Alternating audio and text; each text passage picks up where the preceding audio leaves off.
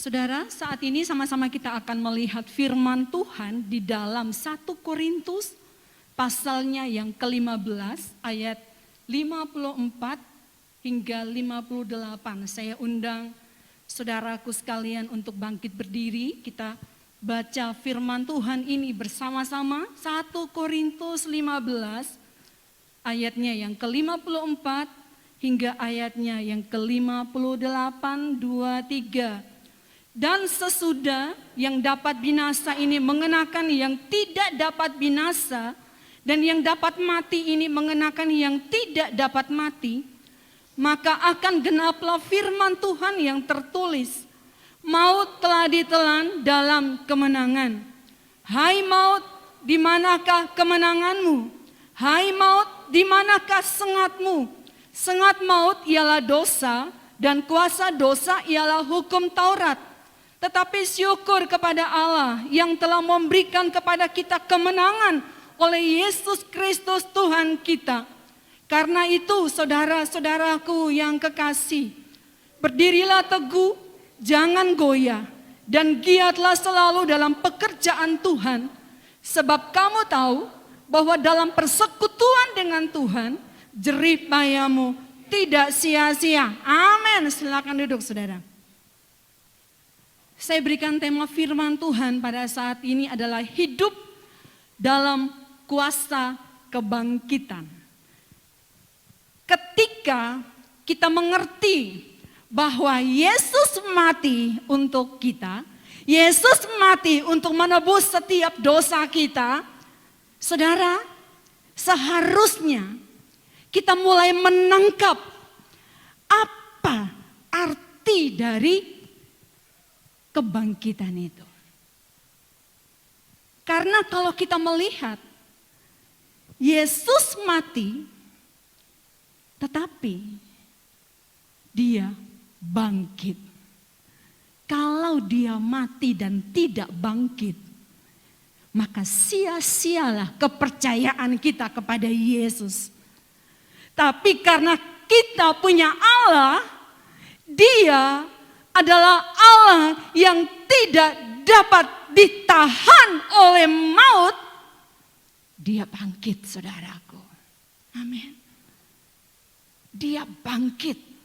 Nah, saudaraku yang dikasihi oleh Tuhan, bagaimana kita hidup dalam kuasa kebangkitan? Maut telah ditelan dalam kemenangan. Ya. Jadi maut telah ditelan dalam kemenangan. Kemenangan apa? Kebangkitan Yesus. Ya, kebangkitan Yesus. Bagaimana kita hidup dalam kuasa kebangkitan itu? Saudaraku yang dikasihi oleh Tuhan, hidup dalam kuasa kebangkitan penting sekali. Kita memiliki suatu kepastian.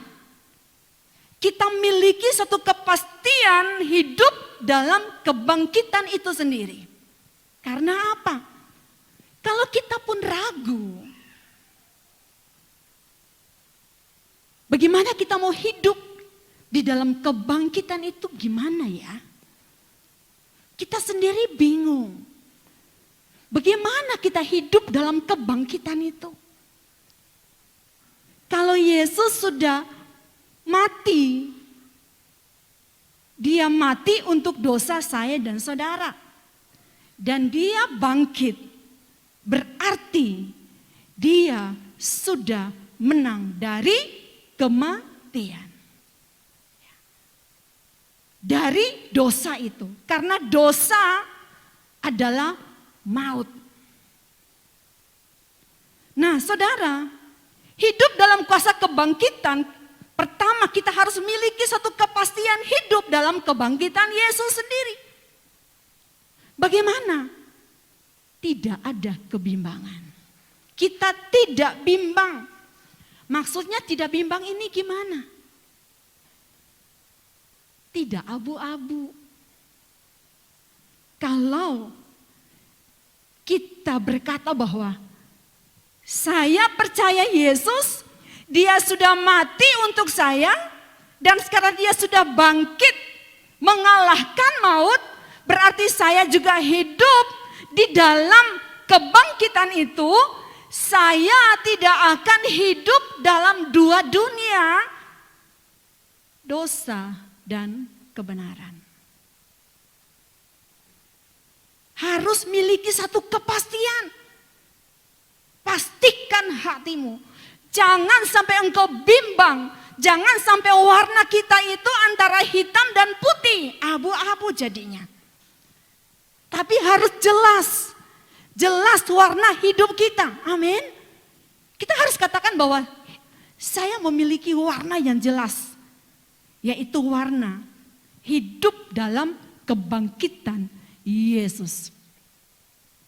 Saudara yang dikasihi oleh Tuhan, kalau dikatakan tidak bimbang, harus jelas warna kita.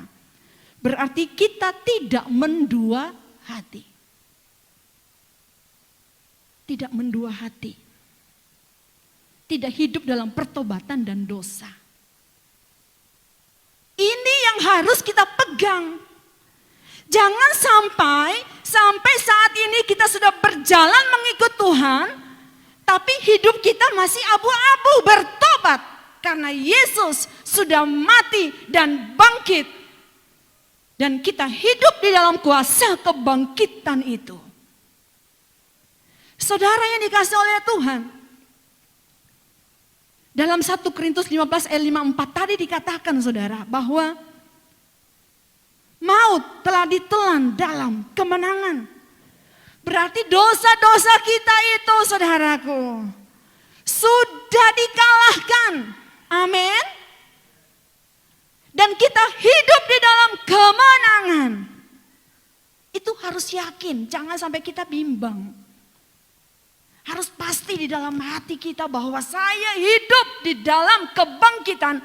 Saya hidup di dalam kemenangan dan dosa. Hei engkau, di manakah sengatmu? Engkau tidak dapat menyengat aku lagi. Karena ada kuasa kebangkitan di dalam aku. Itu penting sekali. Saudara yang dikasihi oleh Tuhan. Kalau dalam Yakobus 1 ayat 8 dikatakan sebab orang yang mendua hati tidak akan tenang dalam hidupnya. Ya. Orang yang mendua hati tidak akan tenang dalam hidupnya. Ini yang harus kita pegang. Ya. Ayo, mari saudaraku yang dikasihi oleh Tuhan. Sekaranglah waktunya. Jangan lagi kita menunda-nunda. Bahwa kita harus mengambil keputusan. Kita hidup dalam kuasa kebangkitan. Percayalah saudaraku yang dikasihi oleh Tuhan. Bahwa kehidupan kita, kehidupan saya dan saudara. Sudah dianugerahkan kemenangan itu. Hidup dalam kuasa kebangkitan. Hidup dalam hal yang bagaimana? Saudara yang dikasihi oleh Tuhan, mati terhadap dosa. Ya. Jadi tadi miliki kepastian hidup dalam kebangkitan Yesus. Dan yang kedua, mati terhadap dosa. Mati terhadap dosa dalam 1 Petrus 2 ayat yang ke-24. 1 Petrus 2 ayat 24, coba kita baca bersama-sama ayat ini.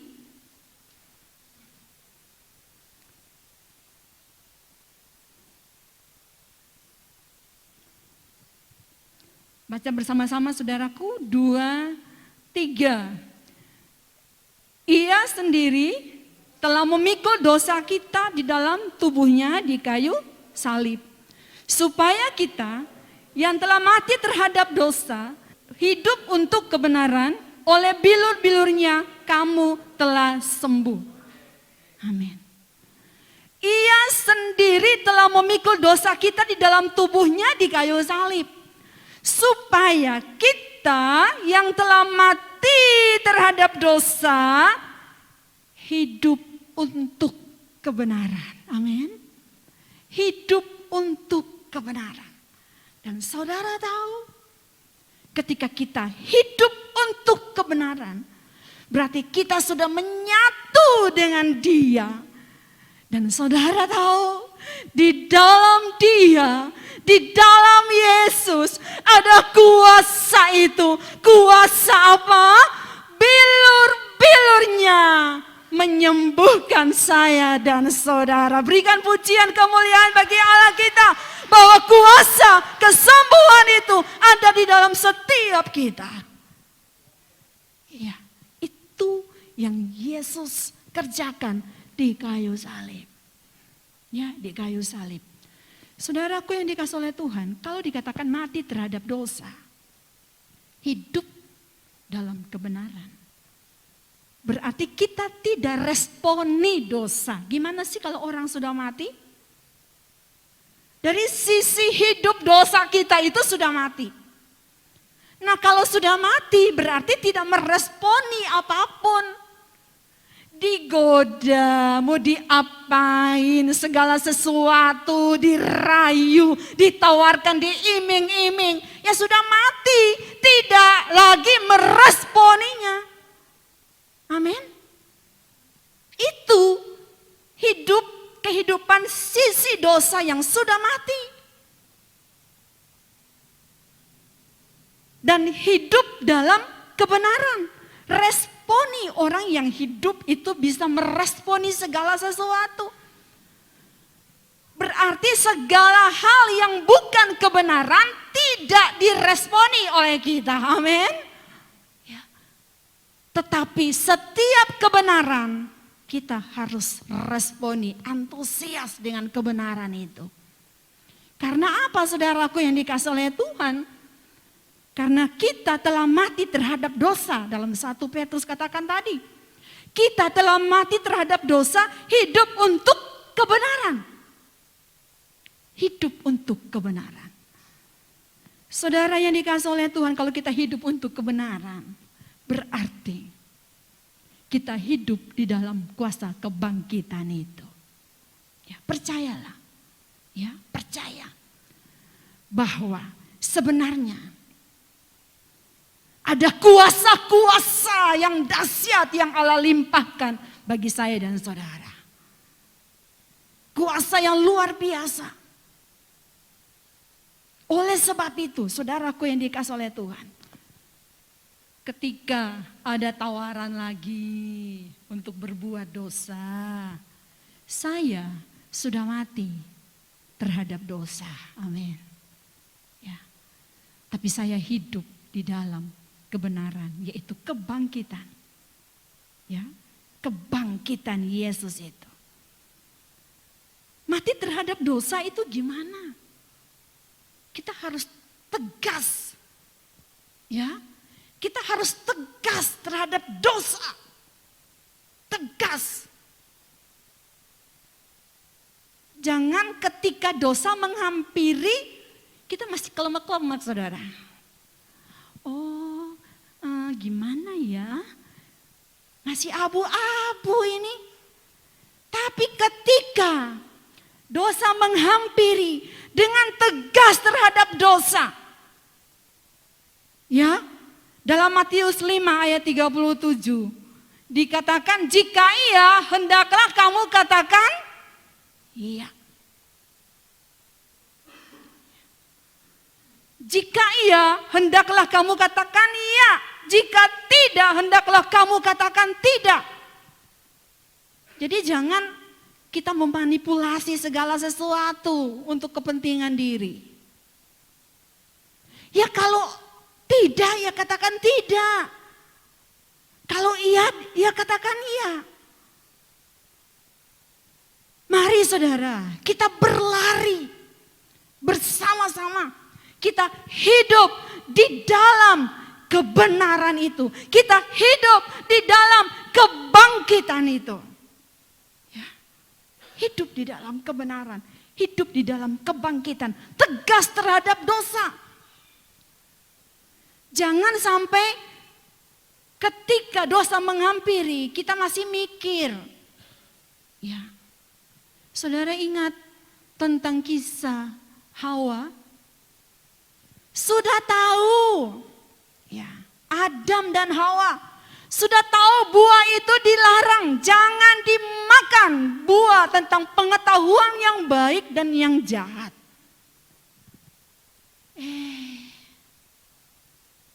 Tapi apakah si Adam ini lalai memberitahukan kepada si Hawa?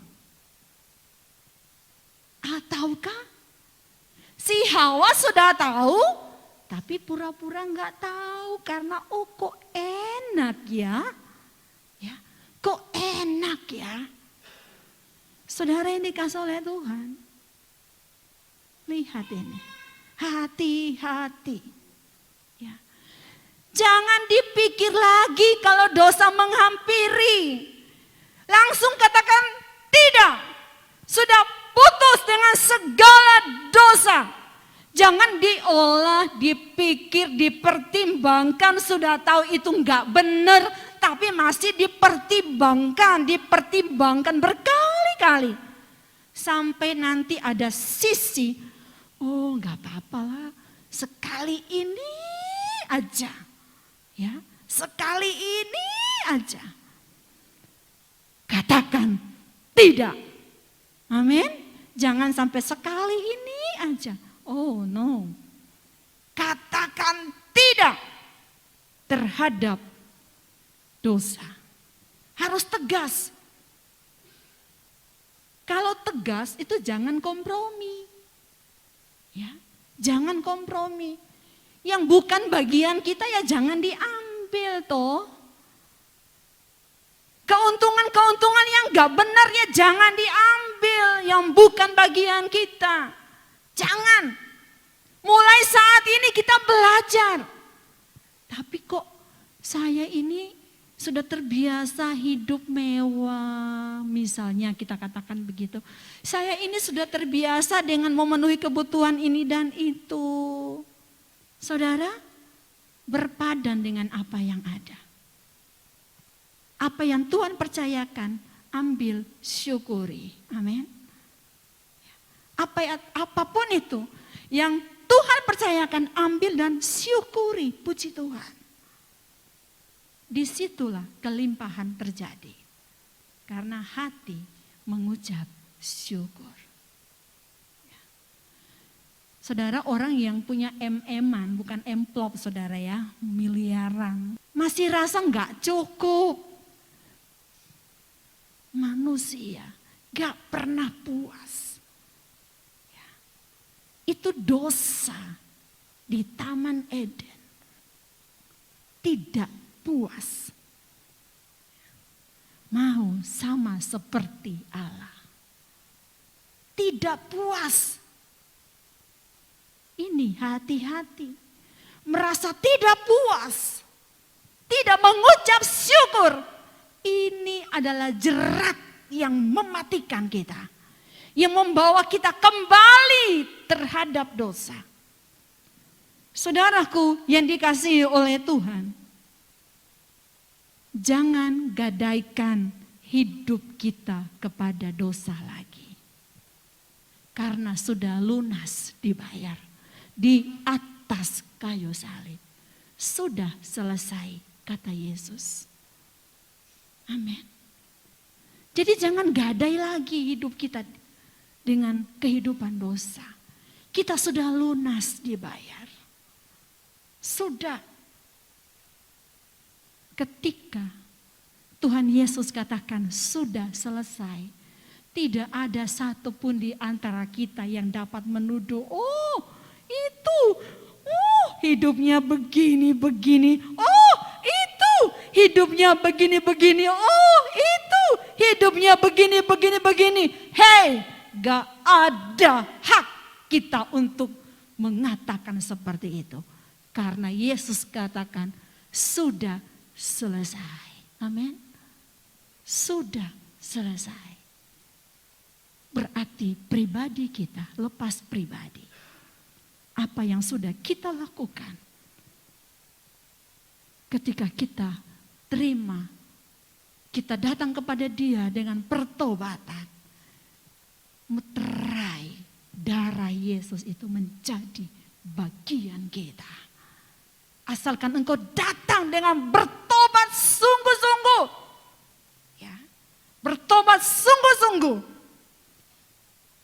Maka kita menjadi bagian dari kata sudah selesai. Lunas, terbayar.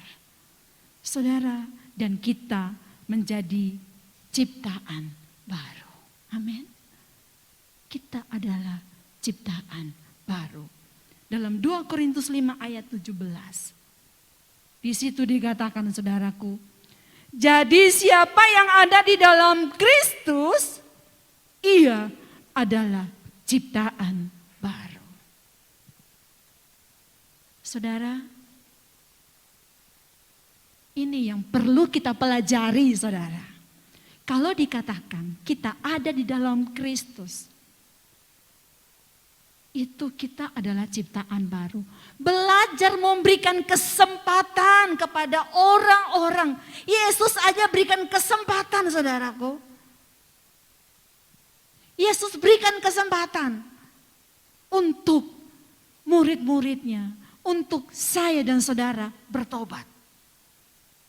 Jadi ketika ada yang mau berubah, ada yang mau bertobat, berikan kesempatan. Dengan apa? Percaya, biarkan dia bangkit. Jangan apa-apa kita langsung gak percaya, apa-apa kita sudah langsung menuduh ini dan itu. Langsung lagi. Ya, patah lagi. Tapi biarlah saudaraku yang dikasih oleh Tuhan. Kalau dikatakan bahwa siapa yang ada di dalam Kristus, ia adalah ciptaan yang baru. Yang lama sudah berlalu, sesungguhnya yang baru sudah datang. Berarti kehidupan lama sudah dikuburkan. Amin. Sudah dikuburkan. Mulai saat ini, di Paskah ini, katakan bahwa hidup lamaku sudah dikuburkan. Dan aku mau bangkit menjadi ciptaan yang baru.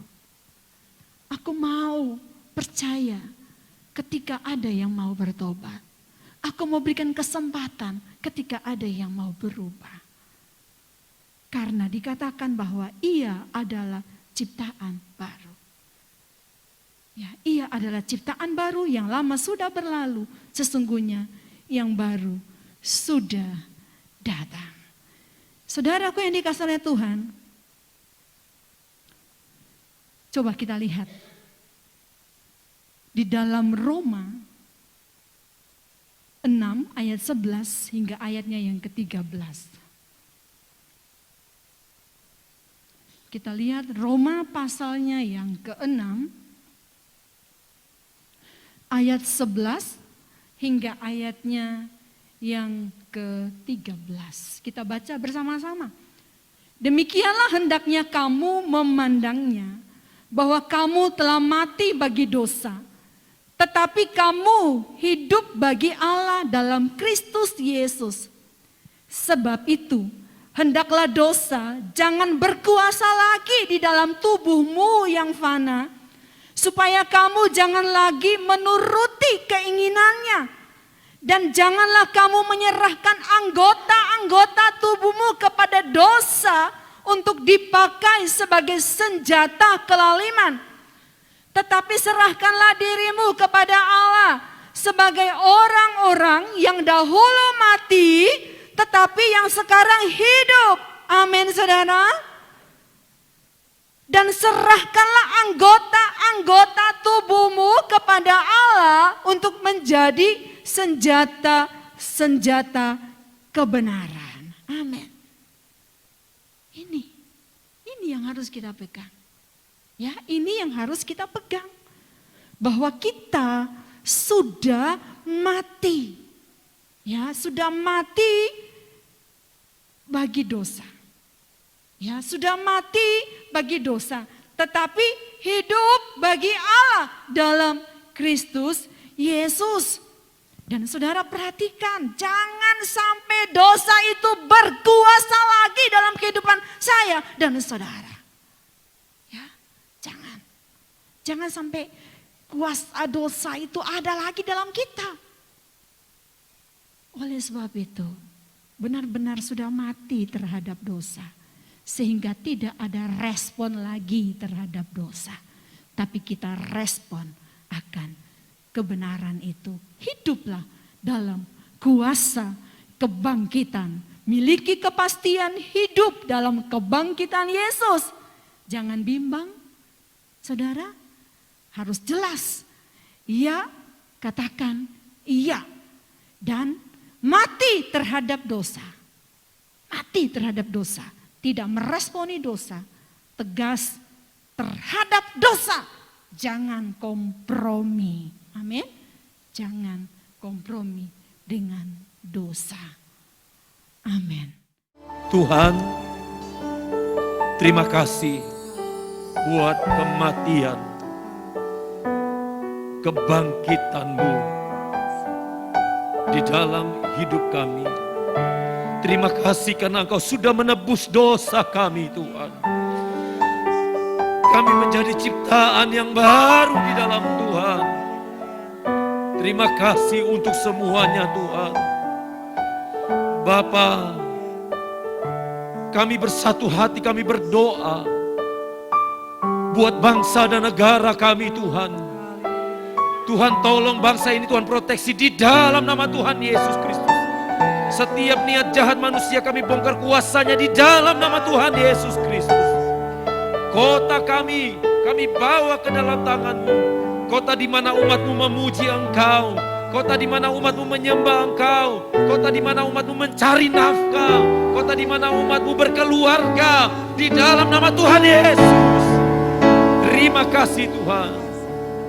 Balas berkati umat-umat Tuhan yang sudah hadir saat ini, yang sudah memberikan persembahan-persembahan apapun itu juga Tuhan, yang sudah memberkati kami hamba-hamba-Mu.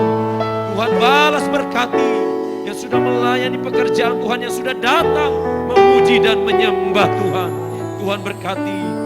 Kalau ada saudara-saudara kami yang sakit, baik di rumah sakit atau dimanapun juga, Tuhan jamah, Tuhan sembuhkan di dalam nama Tuhan Yesus Kristus. Kesembuhan menjadi bagian milik kami. Yang keluar kota, Tuhan juga menolong, memproteksi kehidupan umat-Mu, Tuhan. Berdoa untuk aparat keamanan yang Tuhan percayakan. Tuhan lindungi aparat keamanan yang bertugas. Tuhan memberkati mereka. Tuhan memberkati keluarga mereka, ya Tuhan. Saudaraku, angkatlah tanganmu dan terimalah berkat Tuhan. Tuhan melindungi engkau. Tuhan menghadapkan wajahnya kepadamu. Tuhan memberi engkau damai sejahtera. Biarlah berkat pas